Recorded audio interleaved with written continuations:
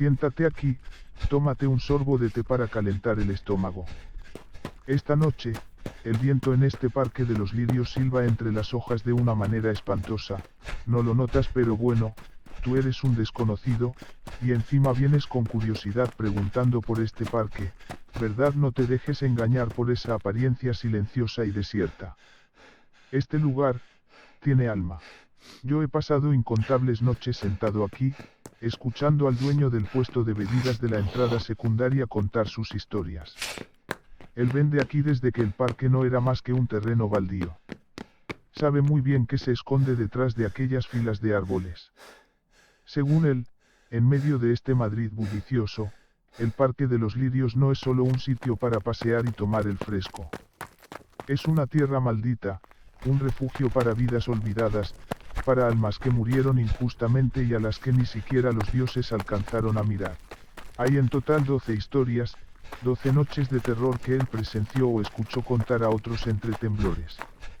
Hay espíritus resentidos que siguen buscando, sin descanso, el camino de regreso, hay siluetas que continúan rondando la esquina de los columpios, y hay lamentos que brotan desde el arbusto de hibiscos rojos cada vez que empieza a llover. Dicen que, si tienes suficiente valor, podrás oír incluso el choque seco de cuencos y palillos en medio de un banquete fantasmal, o el chirrido de las ruedas de un viejo carrito rodando sobre las baldosas a las 3 de la madrugada. Él me dijo que, si yo quería escuchar, me lo contaría todo. Pero recuérdalo bien, cuando termines de oírlo, vuelve a casa y cierra bien las puertas. Ni se te ocurra vagar por aquí cuando caiga la noche. Porque en este lugar, a veces no ver nada es una bendición. ¿Quieres escuchar las 11 noches funestas del Parque de los Lirios? Está bien. Entonces prepárate, porque la primera noche, comienza en aquel último columpio de la fila. Noche 1, el columpio del olvido. Dicen que, después de las 10 de la noche, nadie debería acercarse a la zona de los columpios que está en el rincón más alejado del Parque de los Lirios. No es por falta de luz, sino por la atmósfera extraña que se respira allí. Está vacío, sí, pero de esa forma en que el vacío parece esconder a alguien de pie justo detrás de ti, observándote fijamente la nuca, aunque por más que lo intentes no puedas verlo. Los que suelen salir a correr de noche cuentan que, en cuanto se acercan a ese lugar, el vello de los brazos se les eriza, como si alguien hubiera absorbido todo el calor del aire. La historia ocurrió hace más de 10 años, cuando el parque acababa de construirse. Había una muchacha llamada Elena, una estudiante recién llegada a Madrid desde un pueblo para vivir de alquiler y continuar sus estudios. Aquella chica era callada, apagada, silenciosa como una sombra. Su compañera de piso decía que solía esconderse en la azotea o salir corriendo hacia el Parque de los Lirios para sentarse a llorar sola. Su familia vivía en un pueblo remoto, estaban arruinados, su padre había muerto y su madre sufría una enfermedad constante que no le daba tregua.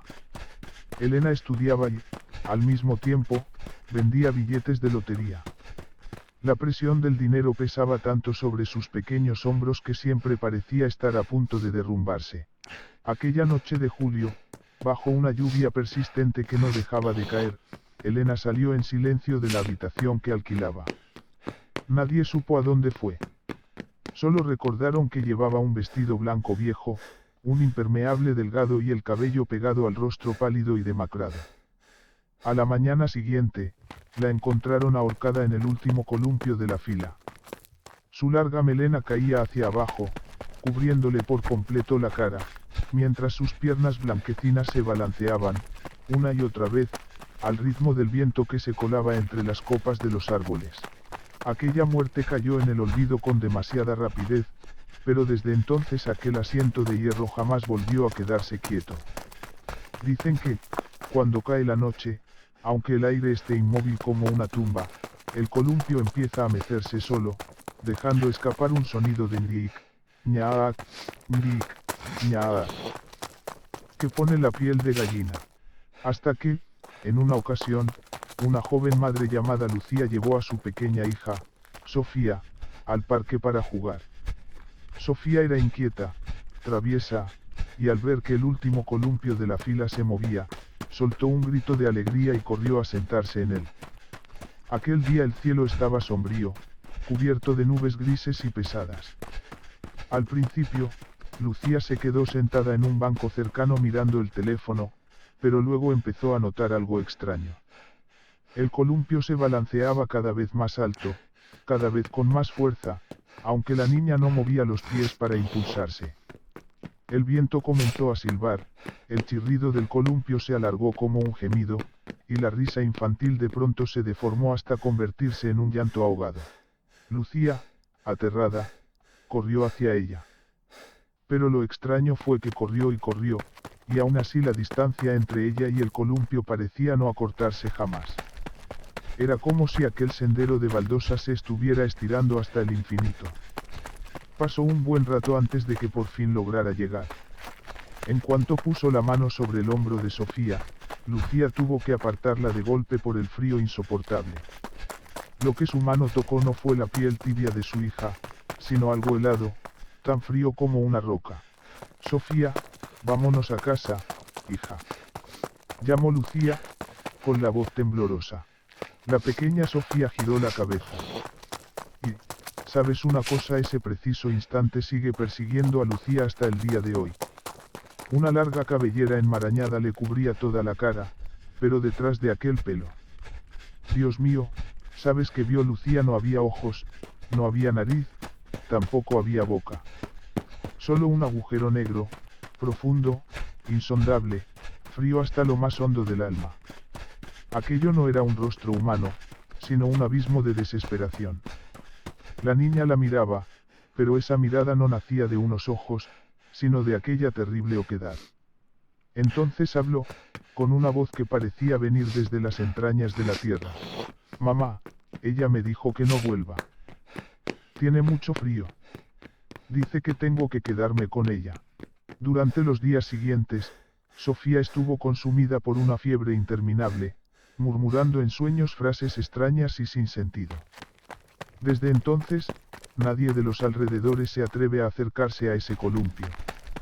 La gente cree que el alma de Elena sigue vagando allí, porque murió en una soledad absoluta, y que, cada noche de lluvia, regresa para tentar a los niños solitarios y llevárselos con ella. Si algún día pasas junto al parque al anochecer y escuchas un ñaak en medio del silencio, o ves a una muchacha con vestido blanco de pie sobre un columpio, lo mejor será que te des la vuelta sin hacer ruido.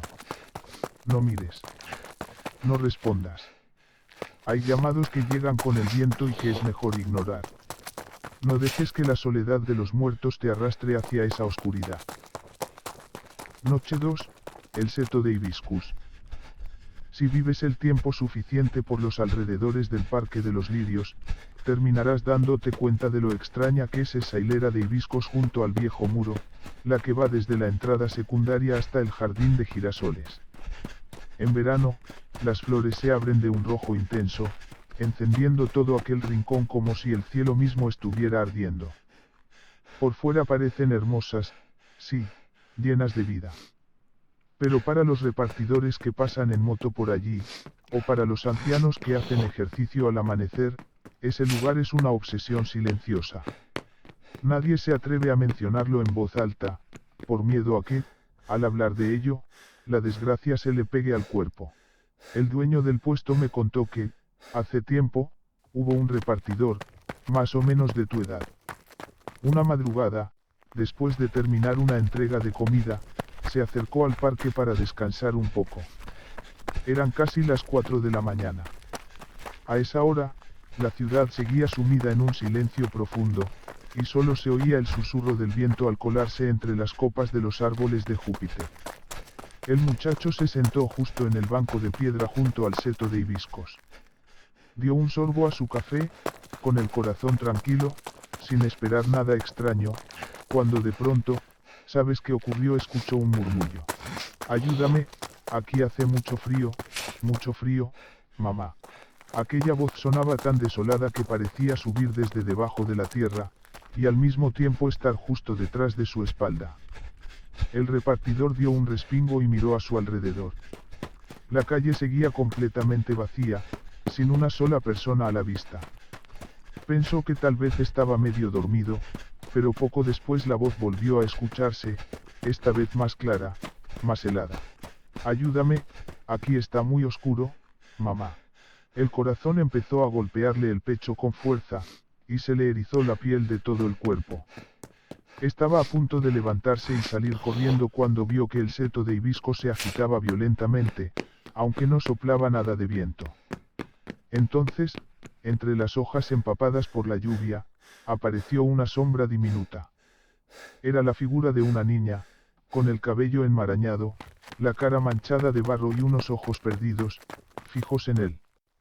La pequeña temblaba mientras movía los labios, suplicando: «Ayúdame, ayúdame». Y enseguida se desvaneció como una nube de humo, dejando solo los pétalos rojos de hibisco cayendo, uno tras otro, sobre el suelo de cemento. El repartidor reunió todo el valor que le quedaba y apartó las ramas para mirar entre los arbustos. ¿Y sabes qué encontró? Bajo aquella espesura había un pequeño trozo de tierra removida, algunos envoltorios de dulces, una sandalia infantil con la tira rota, y un olor a barro mezclado con el aroma espeso de los hibiscos, un hedor húmedo, dulzón y nauseabundo que revolvía el estómago.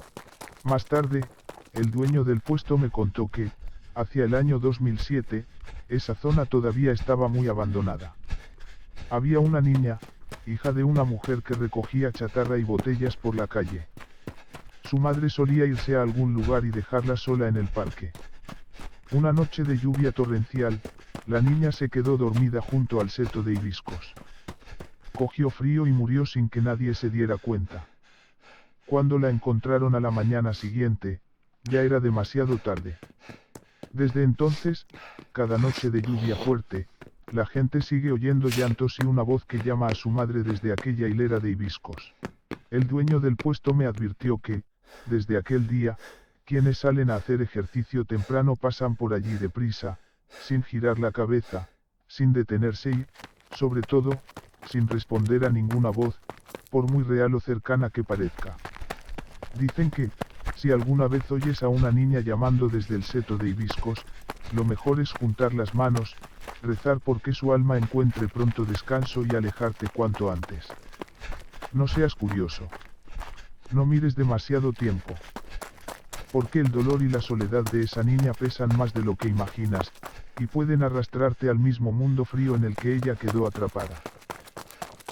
Noche 3, la anciana de los globos. En esta tercera noche, el dueño del puesto de bebidas contó que él jamás se atrevía siquiera a mirar dentro de la cesta de juguetes de aquella anciana. Decía que esas cosas, no eran juguetes. Eran mensajes helados enviados desde el más allá. La gente de los alrededores del Parque de los Lirios estaba acostumbrada desde hacía mucho tiempo a ver ancianas vendiendo cosas en la entrada del parque.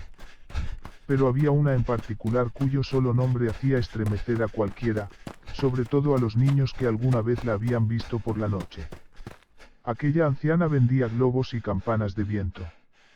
Cuando caía la noche, solía sentarse en silencio en un rincón oscuro junto a la zona de juegos, detrás de unos espesos arbustos de pandanas. El dueño del puesto contó que, cuando él era apenas un chico de séptimo curso, cada noche de verano acompañaba a su madre al parque. Después de las 9, cuando los adultos ya habían llamado a todos los niños para que regresaran a casa, bajo la luz amarillenta de las farolas volvía a distinguirse, borrosa, la figura de aquella anciana encogida sobre sí misma. Frente a ella tenía una pequeña cesta llena de globos, campanas de viento y algunas figuritas de masa de colores, ya agrietadas y con pedazos rotos. Ella nunca pregonaba en voz alta como los demás vendedores. Solo de vez en cuando levantaba una voz ronca y temblorosa, que sonaba a la vez suplicante y llena de pena. Globos, niños, campanas de viento para la buena suerte, cómprenle algo a esta vieja, por favor. Lo extraño era que cualquiera que se detuviera a comprarle algo, ya fuera un niño o un adulto, al tocar uno de sus globos sentía un frío terrible, como si acabaran de sacarlo de un congelador. Una vez, un niño curioso pegó la oreja al globo y de pronto frunció el rostro antes de soltar un grito. «Mamá, este globo está llorando». Aquí dentro se oye un llanto chiquitito. En otra ocasión, una joven compró 2 campanas de viento y las colgó frente a la ventana de su casa. Esa misma noche, aunque no soplaba nada de viento, las campanas no dejaron de sonar, clin, clin, clin, clin, una y otra vez. Entre aquel tintineo se mezclaba un sollozo entrecortado, como si alguien estuviera llorando en silencio. A medianoche, el hijo pequeño de la mujer se despertó gritando, diciendo que una anciana había ido a golpear la puerta y le había preguntado: ¿me dejas dormir aquí solo por una noche? A la mañana siguiente, la familia entera llevó las campanas lejos para tirarlas, y luego fueron juntos a la iglesia para pedir una misa y librarse de aquella mala suerte. Todos habían oído historias extrañas sobre ella, pero no fue hasta que el propio dueño del puesto se la encontró que comprendió lo escalofriante que podía ser. Ocurrió una noche al comienzo de la temporada de lluvias. Los negocios estaban vacíos, y solo quedaban dando vueltas unos cuantos vehículos de los guardias de seguridad. Él caminaba despacio hacia la vieja zona de juegos cuando, de pronto, vio una figura encorvada sobre un banco de piedra. Al acercarse, reconoció a la anciana, cabello completamente blanco, piel arrugada, una ropa desteñida y unas sandalias de plástico con la correa rota. Ella lo miró con los ojos brillantes de lágrimas. «Cómprame un globo, hijo, tengo mucho frío. Llevo sentada aquí desde la tarde y nadie se ha acercado a comprarme nada». El dueño del puesto, incómodo, negó con la cabeza. «Lo siento, señora, en mi casa no hay niños pequeños». La anciana bajó la mirada, y con las manos temblorosas acarició algunas campanas de viento dentro de la cesta.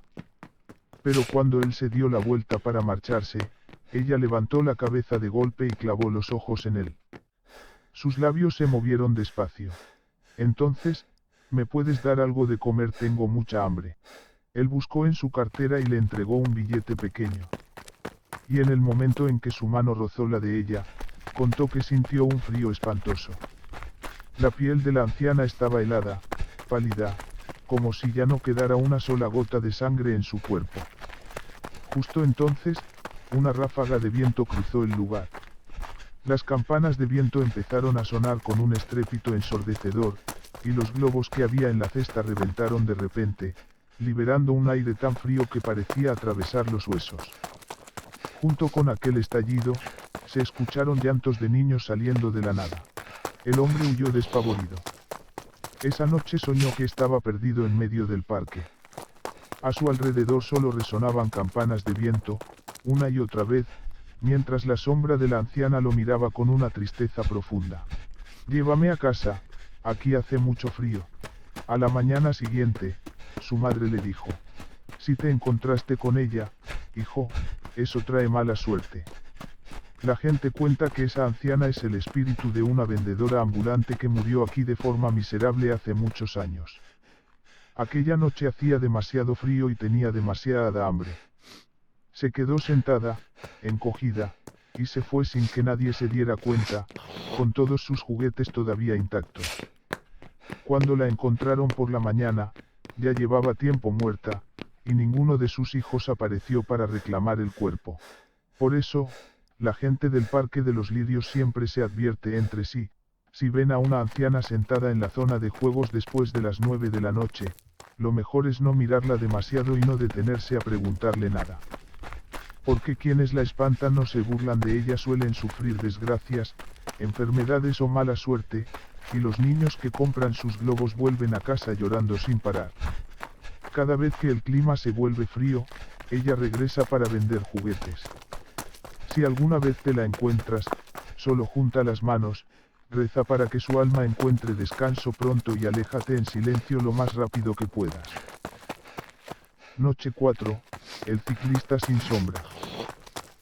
Esta historia la conoce mejor que nadie Mateo, un guardia de seguridad que ha trabajado de noche en este parque durante más de 20 años. Cuando era joven, Mateo era un tipo terco, de esos que jamás creían en fantasmas ni en cosas del otro mundo. Pero después de aquella noche, su carácter cambió por completo. Ahora, Cada vez que pasa junto a un árbol viejo, baja la cabeza y murmura una oración. Aquella noche era de finales de otoño. La lluvia acababa de cesar, pero el pavimento seguía cubierto de charcos dispersos, y la luz amarillenta de las farolas se reflejaba sobre la acera con un brillo apagado y triste. Mateo había tomado el turno de vigilancia de las 10 de la noche a las 5 de la mañana, ese turno que todos los guardias jóvenes detestaban porque el silencio era tan profundo que se podían oír hasta los grillos. Mientras hacía su ronda alrededor del gran lago, de pronto escuchó un sonido metálico irregular que venía rebotando sobre la superficie del agua. Era una bicicleta vieja de color azul marino, tan antigua que los radios estaban cubiertos de óxido, avanzando despacio con un traqueteo seco por el camino asfaltado junto a la orilla. El hombre que la montaba era delgado, casi escuálido. Llevaba un impermeable fino, un casco rígido y caminaba encorvado sobre el manillar, pedaleando mientras miraba al suelo, como si estuviera buscando algo que se le hubiera caído. Mateo se quedó allí de pie y, por costumbre, quiso saludar al desconocido. Pero en el instante en que levantó la mirada, un sudor frío le empapó la espalda.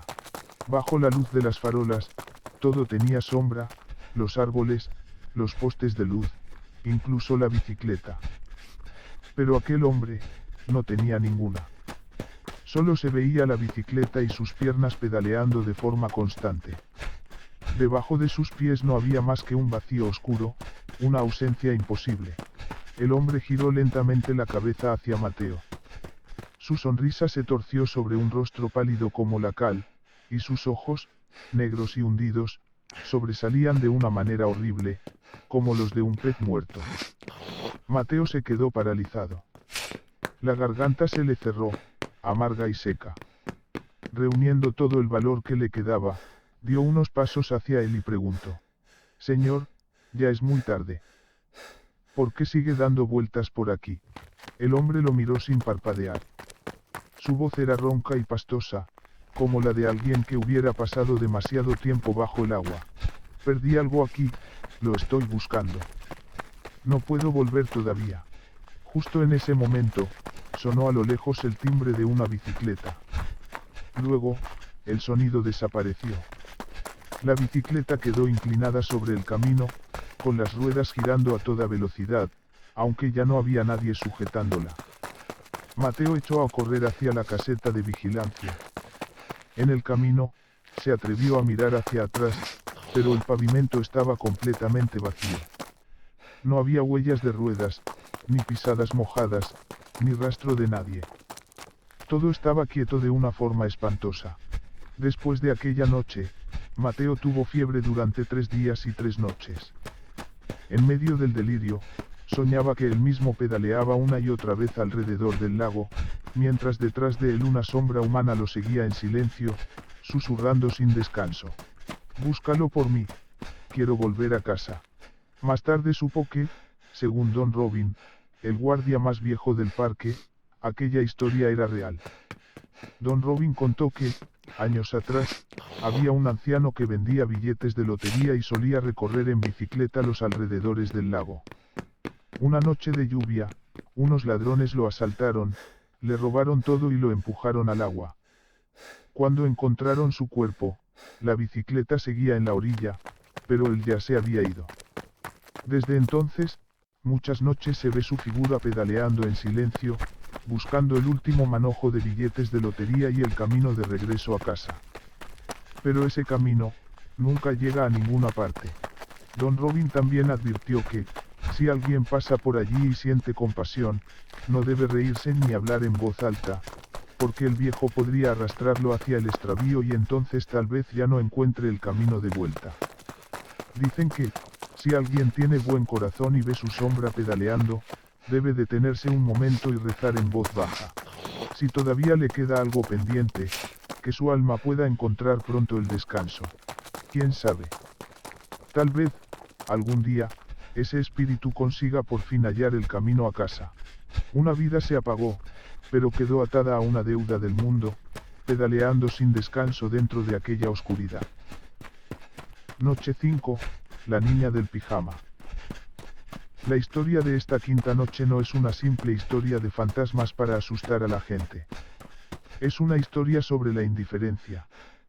El dueño del puesto de bebidas contó que Mateo, el repartidor nocturno del que ya hablé en la noche anterior, fue también quien se encontró con eso. Aquella noche, el turno de reparto de Mateo terminó a las 2 de la madrugada, justo cuando todo el barrio alrededor del Parque de los Lirios estaba sumido en un silencio que ponía los nervios de punta. Él se había sentado a descansar en un banco de piedra junto a un macizo de flores, cerca de la verja, cuando de pronto oyó unos pasitos pequeños sobre las baldosas.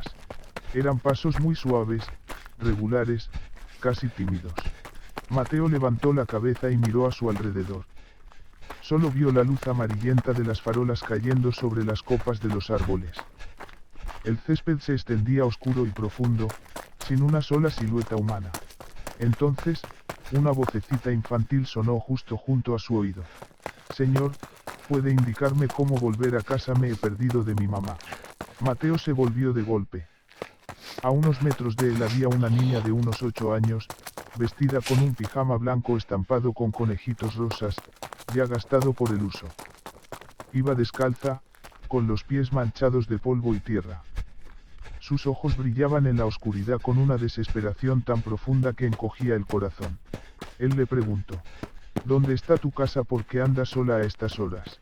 La niña solo bajó la cabeza, moviendo los pies sobre las baldosas. «Ya no me acuerdo. Solo recuerdo que mi mamá solía traerme a jugar a este parque. Ese día tenía mucho sueño y me quedé dormida en un banco. Cuando desperté, mamá ya no estaba. La busqué mucho, caminé y caminé, pero nunca encontré el camino de vuelta». La voz de la pequeña se quebró, y sus hombros empezaron a temblar. Mateo sintió una mezcla de compasión y miedo. Estaba a punto de sacar el teléfono para llamar a la policía cuando la niña se desvaneció frente a sus ojos, igual que una niebla nocturna. Solo quedaron 2 pequeñas huellas polvorientas, orientadas hacia la salida del parque, que poco a poco también fueron desapareciendo sobre las baldosas húmedas de rocío. Después de aquella noche, Mateo le contó lo ocurrido a Beatriz, la dueña del puesto de bebidas junto a la entrada del parque. Al escucharlo, Beatriz guardó silencio durante un buen rato antes de decir: «Cuando yo acababa de llegar aquí para vender, todas las noches se hablaba de esa niña, Lucía. Algunos decían que era el fantasma de una pequeña que se había perdido. Otros decían que era hija de una vendedora ambulante con problemas mentales. Su madre la dejó dormida en el parque y, cuando volvió por la mañana, la niña ya no estaba. La buscaron durante toda una semana sin encontrarla, y después la madre perdió la razón. Todos los que se cruzan con la niña la oyen preguntar cómo volver a casa. Pero ¿quién le responde? Esa misma noche sueña que también se ha perdido, caminando sin fin dentro de este parque, sin encontrar jamás la salida». Beatriz continuó contando que una vez hubo una persona de buen corazón que intentó seguir a la niña para llevarla a la comisaría. Pero caminó y caminó en círculos, hasta perderse dentro del propio parque. A la mañana siguiente, la encontraron todavía allí, de pie, con las manos y los pies helados, balbuceando el nombre de sus familiares. Por eso dicen que quienes alguna vez se han perdido, o quienes alguna vez han sido indiferentes y han dejado llorando a un niño en el parque durante la noche, son más propensos a encontrarse con la pequeña Lucía. Ella es como un recordatorio del karma, del precio que se paga por la indiferencia de los adultos hacia los niños. Desde entonces, Mateo nunca volvió a acercarse a aquel banco de piedra.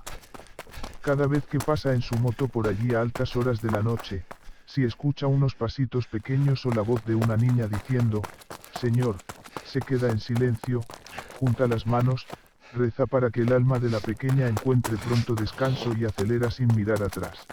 Este parque no perdona a nadie, y menos aún a los curiosos que quieren hacerse los héroes intentando encontrar el camino de regreso para almas que ya se perdieron para siempre.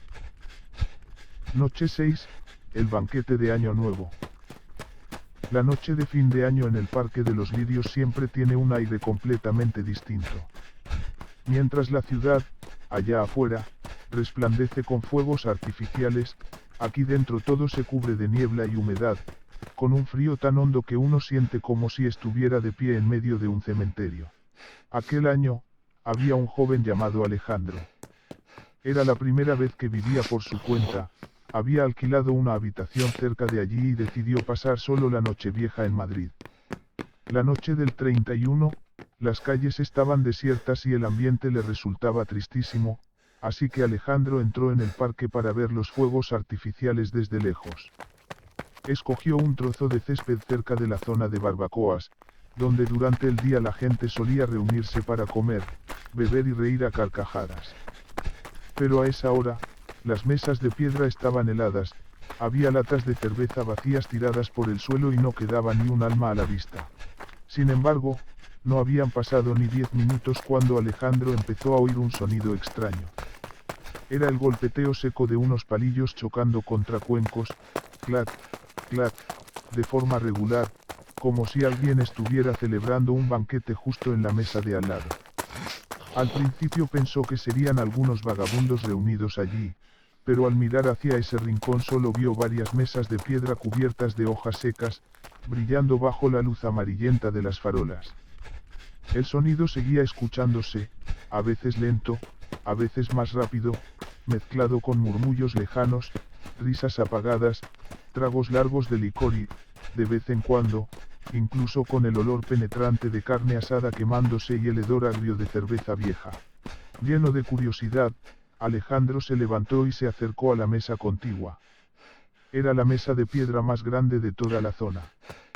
¿Y sabes qué fue lo que vio? 4 o 5 figuras estaban sentadas alrededor de la mesa, todas con la cabeza gacha, sosteniendo palillos con los que llevaban comida a la boca. Pero lo extraño era que, aunque sus movimientos se veían claramente, él no oía voces humanas, solo el sonido de la masticación, húmeda y repugnante, el sorber de las bebidas y el incesante traqueteo de cuencos y palillos. Cuando miró con más atención, un escalofrío le recorrió el cuerpo, porque cuanto más las observaba, más borrosas y fantasmales se volvían aquellas personas. Bajo la luz de las farolas no lograba distinguirles el rostro, solo veía unas manos blancuzcas, unas uñas larguísimas y una frialdad insoportable emanando de ellas. De repente, un anciano de cabello blanco, con una camisa salpicada de sangre, alzó la cabeza. Tenía los ojos inyectados en rojo, y en la comisura de los labios aún colgaba un trozo de carne medio masticado, mientras un hilo de sangre le resbalaba por la boca. Entonces habló con una voz ronca y espesa. Ven a comer con nosotros, esta Nochevieja todavía queda sitio en esta mesa. Alejandro quedó paralizado por el terror. Sentía las piernas clavadas al suelo, como si algo invisible lo sujetara. Poco a poco, las figuras alrededor de la mesa se hicieron más nítidas, una mujer flaquísima, vestida con una túnica antigua y gastada, sostenía un cuenco de sopa en el que flotaban varios huevitos de codorniz, un niño con la cara manchada de suciedad abrazaba un tazón de arroz frío, con los ojos brillantes de desesperación. Sus manos se extendieron, cogieron comida y, enseguida, lo agarraron a él por la muñeca, tirando de su brazo para acercarlo violentamente a la mesa. Come, come con nosotros. Susurraban aquellas palabras inconexas, una y otra vez. Alejandro reunió todas las fuerzas que le quedaban y gritó con desesperación. No tengo hambre. Ya no quiero comer.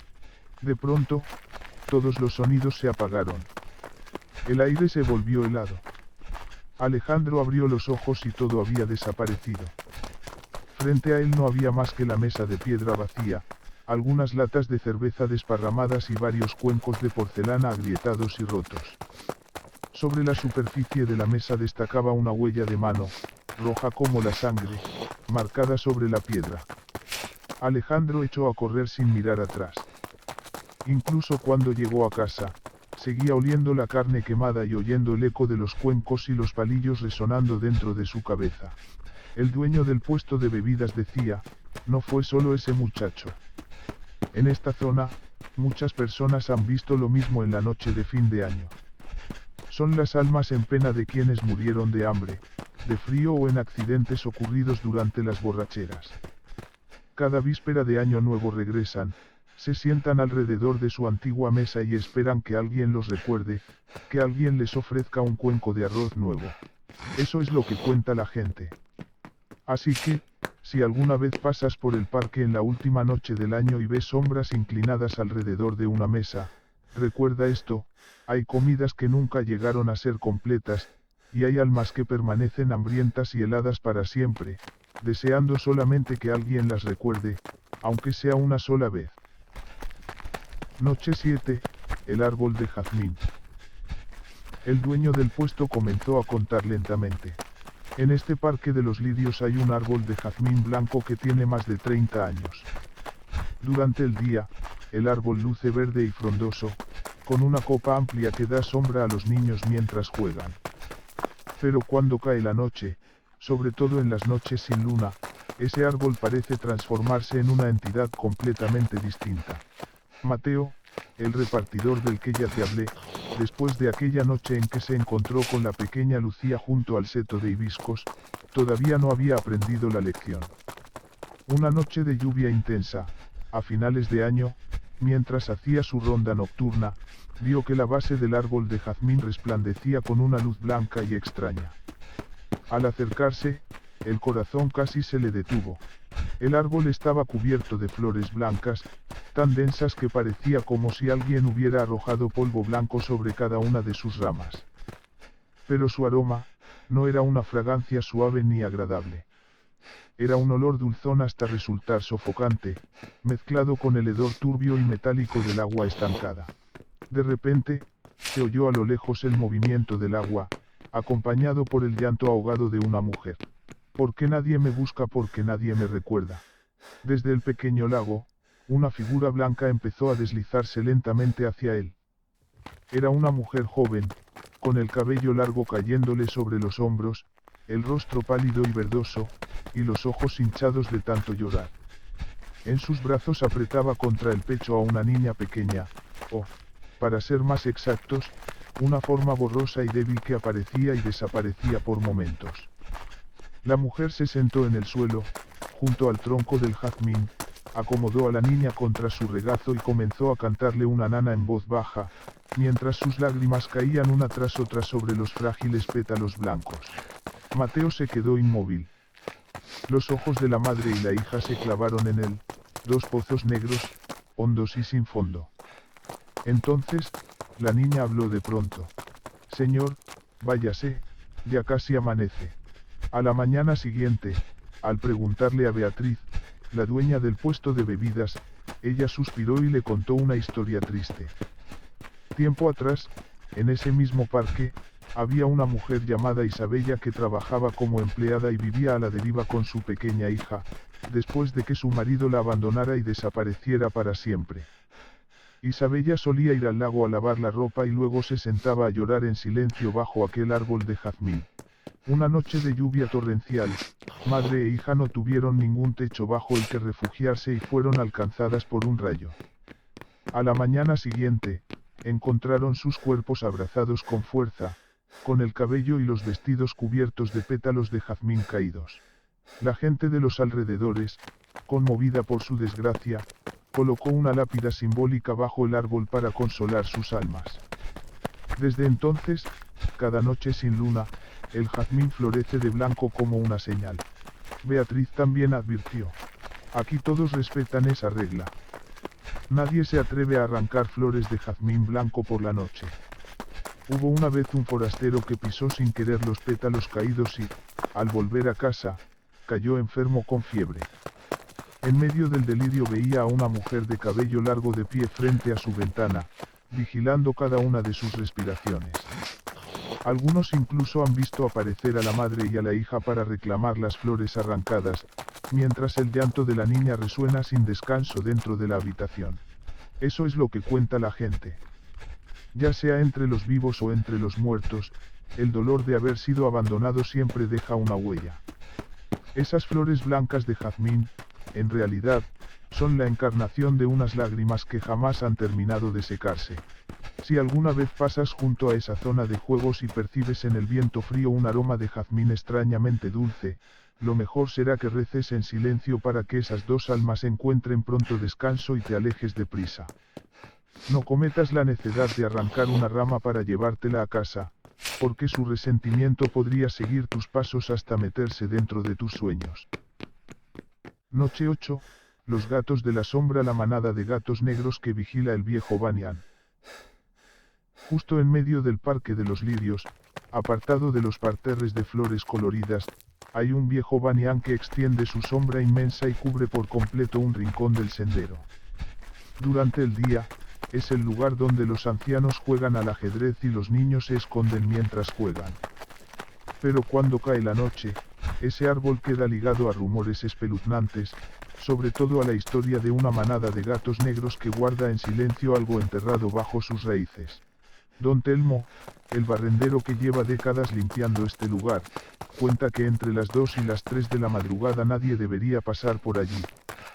Dice que no es por el viento, sino por una docena de gatos completamente negros, sentados inmóviles como estatuas, con los ojos encendidos, mirando fijamente un punto del suelo al pie del árbol. No corren, no maullan, no se mueven. Solo miran.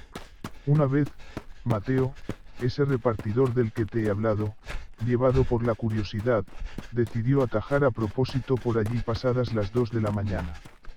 Esa noche acababa de llover y el pavimento estaba limpio, reluciente. Cuando se acercó al Banyan, se quedó clavado en el sitio.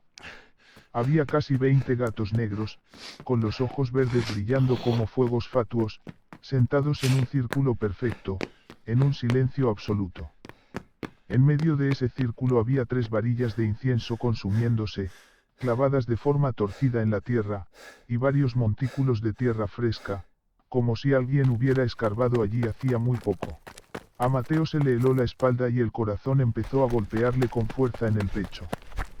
De pronto, el gato más grande de todos, con una mirada afilada y fría, giró la cabeza y lo miró directamente. El aire pareció espesarse. El viento silbando entre las hojas del Banyan sonaba como un gemido humano. Mateo sintió tanto miedo que las piernas se le quedaron pegadas al suelo. Solo mucho después, reuniendo todo su valor, consiguió retroceder paso a paso y escapar de allí. Cuando se volvió para mirar una vez más, la manada había desaparecido.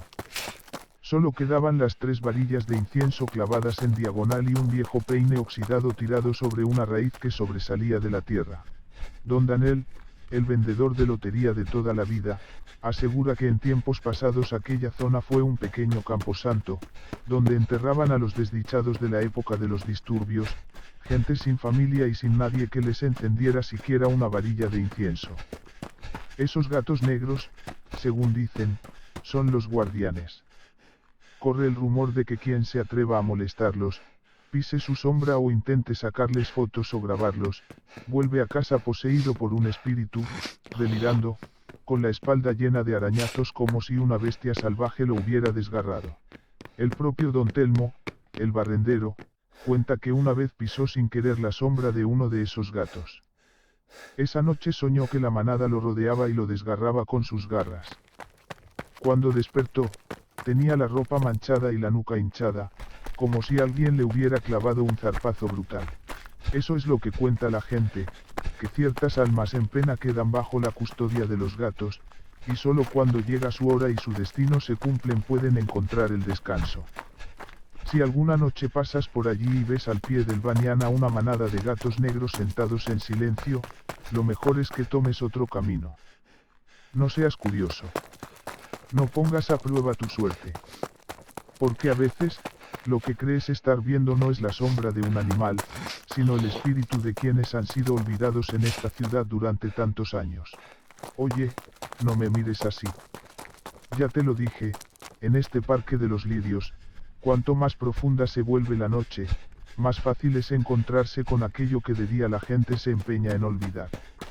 Y la 10ª noche, ya no será una historia de viejas ni de borrachos. Será la historia de un niño al que ni siquiera la muerte pudo separar de su anhelo de volver a sentir el abrazo de su madre. Noche 9, el asiento del niño sin brazos. En medio del Parque de los Lirios, justo al lado del aparcamiento, hay un banco de piedra algo viejo, con una pequeña esquina rota en el asiento. Durante el día no parece tener nada especial, pero entrada la noche, ese banco siempre está helado, incluso después de un mediodía de sol intenso. Y si tienes suficiente paciencia, o suficiente mala suerte, podrás oír un golpeteo regular, toc, toc, toc, toc.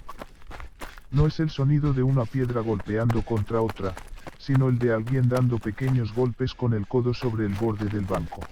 El dueño del puesto de bebidas contó que Alejandro, ese repartidor del que te hablé en la sexta noche, también fue una de las víctimas de aquel banco. Esa noche, el muchacho terminó tarde sus entregas y llovía a cántaros.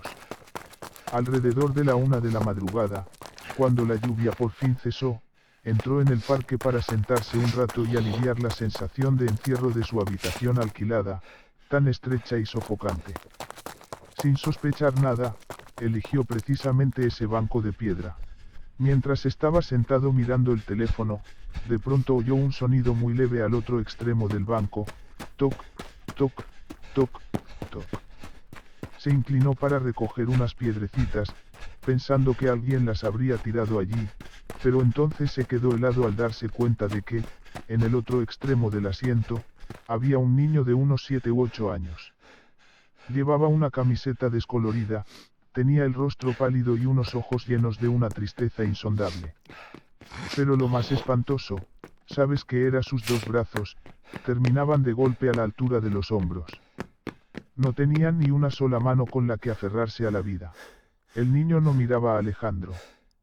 Solo apoyaba la cabeza contra el respaldo del banco, con los ojos fijos en la copa del viejo tamarindo, empapada por la lluvia.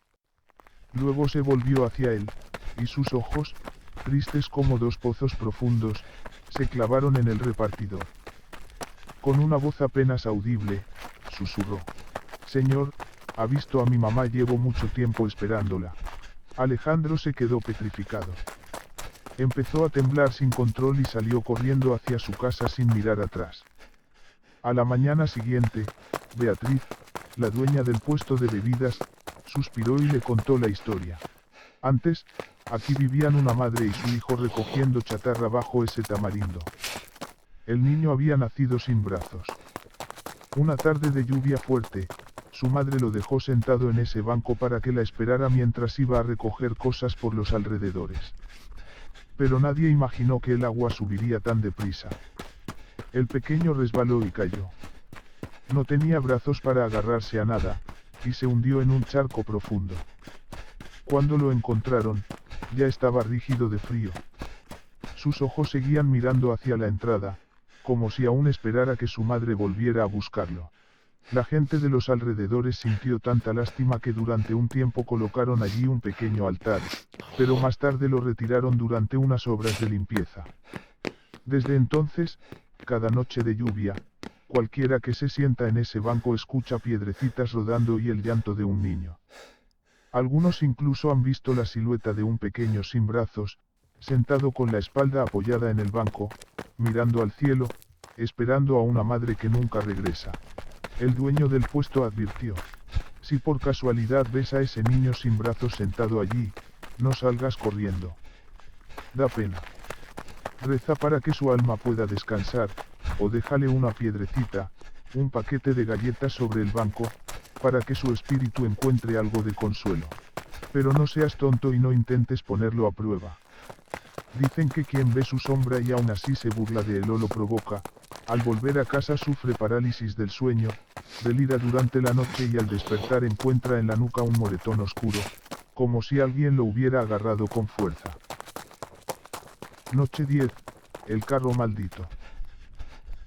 Los vendedores ambulantes de los alrededores del Parque de los Lirios están acostumbrados al sonido de las ruedas de los carritos, al ruido de los cuchillos cortando pan mezclado con el viento de la madrugada, al tintineo de las latas de cerveza chocando entre sí sobre el césped. Pero hay un sonido que nadie quiere escuchar a las 2 de la mañana, el de unas ruedas viejas y oxidadas avanzando lentamente sobre las baldosas, sin que haya absolutamente nadie empujándolas. Esta historia la contó el dueño del puesto de bebidas, y la había escuchado de Alejandro, aquel vendedor ambulante de pan del que te hablé la noche anterior. Una madrugada de lluvia torrencial, alrededor de las 3, Alejandro terminó de recoger su puesto muy tarde y tomó el sendero estrecho junto a la verja noroeste del parque. Iba empujando su carrito cuando, de pronto, oyó detrás de él un chirrido, ñic, ñaak, ñic, ñaak. Pensó que sería algún compañero volviendo tarde, así que se dio la vuelta para saludar. Pero no, allí no había nadie. Solo un viejo carrito de venta ambulante, destrozado y cubierto de polvo, que avanzaba despacio por el sendero por sí solo. Una de las ruedas traseras se tambaleaba y oscilaba como si estuviera a punto de desprenderse. Alejandro se quedó paralizado, con el corazón golpeándole el pecho. Bajo la luz amarillenta de las farolas, distinguió vagamente detrás del carrito la sombra de un anciano encorvado, vestido con un impermeable de plástico ya roto y hecho jirones. Los brazos del viejo colgaban inertes a los lados, sus pies no tocaban el suelo y su rostro miraba hacia el césped. Murmuraba algo, como si estuviera cantando una nana, con los ojos abiertos de par en par, vacíos, clavados en la nada. Un olor a pan quemado, mezclado con humedad, moho y grasa rancia, golpeó directamente la nariz de Alejandro. Él temblaba, inmóvil como una estatua. De pronto, el anciano giró el cuerpo y lo miró de frente, con unos ojos perdidos que parecían suplicar. «Dame una barra de pan, dame una, por favor».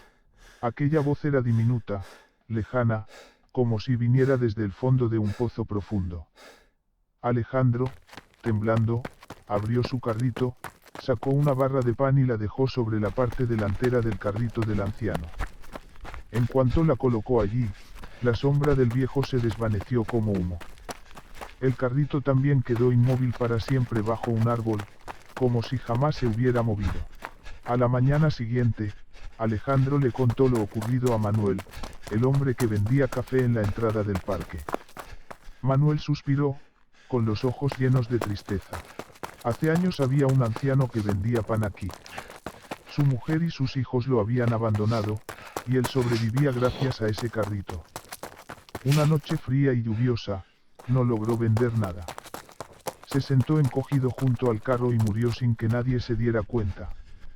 Por la mañana lo encontraron allí, abrazado todavía a una bolsa de pan que no había podido vender. Daba muchísima pena verlo. Desde entonces, muchas noches se oye el chirrido del carrito avanzando por el parque. Los vendedores de la zona lo saben bien, así que, cada vez que terminan la jornada y les sobra una buena barra de pan, la dejan sobre el césped, juntan las manos y rezan para que el anciano pueda encontrar descanso. Una vez, un grupo de jóvenes se burló de la historia y empujó aquel carrito oxidado por diversión. Al volver a casa, todos cayeron enfermos con una fiebre interminable. Cada noche soñaban que estaban encerrados dentro del carrito, rodeados solo de oscuridad, mientras el sonido de un cuchillo cortando pan resonaba sin parar, tac, tac, tac, tac. En medio de esta ciudad bulliciosa, ¿cuántas vidas quedan atadas a viejos carritos de venta ambulante? Pero cuando las ruedas dejan de girar, a veces el alma sigue vagando, aferrada a ese balanceo nocturno. Si algún día vas por la calle y ves un carrito avanzando solo, sin nadie que lo empuje, sigue caminando en silencio y no mires atrás. Noche 11, el corredor del tiempo inverso. Este parque, todas las mañanas alrededor de las 5, se llena de gente haciendo ejercicio. Pero los corredores de toda la vida conocen bien la figura de un anciano vestido con un viejo chándal de 3 rayas amarillas, que siempre corre en sentido contrario al de todos los demás. Nadie sabe de dónde aparece, y tampoco nadie ha visto jamás cómo se marcha. Don Tomás, un hombre que suele salir a correr conmigo, cuenta que ocurre todas las mañanas.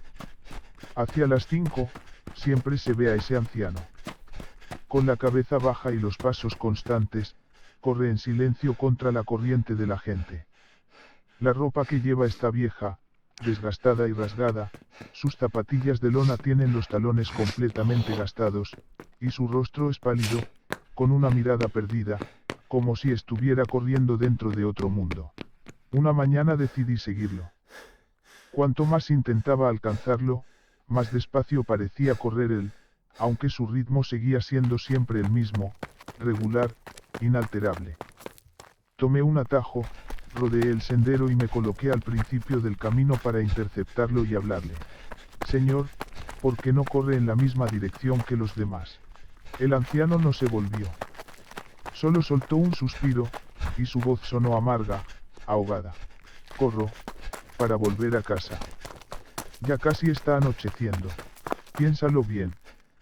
Eran las 5 de la mañana, el cielo empezaba a aclararse, y aún así él decía que ya casi estaba anocheciendo. Después de decir aquello, dobló por una curva entre dos filas de árboles y desapareció por completo. Corrí tras él, pero detrás de aquellos árboles solo había un campo de césped vacío. No había salida, ni pasadizo, ni ningún rincón donde pudiera haberse escondido. Más tarde, algunos ancianos del grupo de ejercicio me contaron la historia. Antes, en este barrio, vivía un hombre llamado Ricardo. Ya estaba jubilado, pero mantenía la costumbre de correr cada mañana alrededor del parque. Siempre corría en sentido contrario al de los demás. Decía que así pensaba mejor, que así podía conversar con el pasado. Un año, don Ricardo murió de forma repentina por un ataque al corazón justo mientras corría al amanecer. A su funeral casi no fue nadie. Sus hijos vivían lejos y no llegaron a tiempo. Desde entonces, cada mañana el grupo de ejercicio ve aquella silueta solitaria corriendo en silencio. La gente de aquí dice que quien se cruza con él todas las mañanas puede pasar ese año enfermo o sufrir alguna desgracia. Y quienes llevan una tristeza dentro del pecho, al ver al anciano correr contra la corriente, se sienten todavía más solos, más vacíos, como si ellos también estuvieran corriendo sin llegar jamás a ninguna meta. Algunos dicen que eso es el karma de la soledad, vivir toda una vida sin saber abrir el corazón, y al morir seguir dando vueltas alrededor de las mismas costumbres de siempre, sin nadie que lo despida, sin nadie que pronuncie su nombre. Ahora, cada vez que salgo a correr, elijo ir en la misma dirección que todos los demás. Y si por casualidad veo la figura del anciano del chándal de 3 rayas corriendo en sentido contrario, solo junto las manos y rezo en silencio. Si eres un alma del otro mundo, que encuentres pronto descanso. No sigas atado a esos círculos solitarios. Hay quienes dicen que los fantasmas son lo más aterrador. Pero yo creo que la indiferencia de los vivos es lo que más dolor causa a las almas de los muertos. Ellos vagan, deambulan, se aferran a viejas costumbres, a columpios, a setos de hibiscos, a farolas amarillentas, solo con la esperanza de que alguien los recuerde alguna vez, de sentir una mano cálida sujetando la suya, o simplemente de recibir una oración que les ayude a encontrar el camino de vuelta. Este parque es un ciclo. La gente llega, la gente se marcha, y luego algunos se quedan para siempre bajo las copas de los árboles viejos. Si mañana, o cualquier otro día, pasas por casualidad cerca del Parque de los Lirios al caer la noche, y escuchas el chirrido de un columpio, dik, ñaak, o los pasos apresurados de un anciano corriendo, te ruego que juntes las manos y reces una palabra de paz por ellos. No te burles, no seas curioso y, sobre todo, nunca seas indiferente. Porque a veces, su existencia dentro de nuestro mundo solo sirve para recordarnos una cosa, que la vida humana, al final, no es más que una mota de polvo en medio de esta ciudad inmensa, y que todos llevamos una soledad que nadie debería tener que soportar a solas.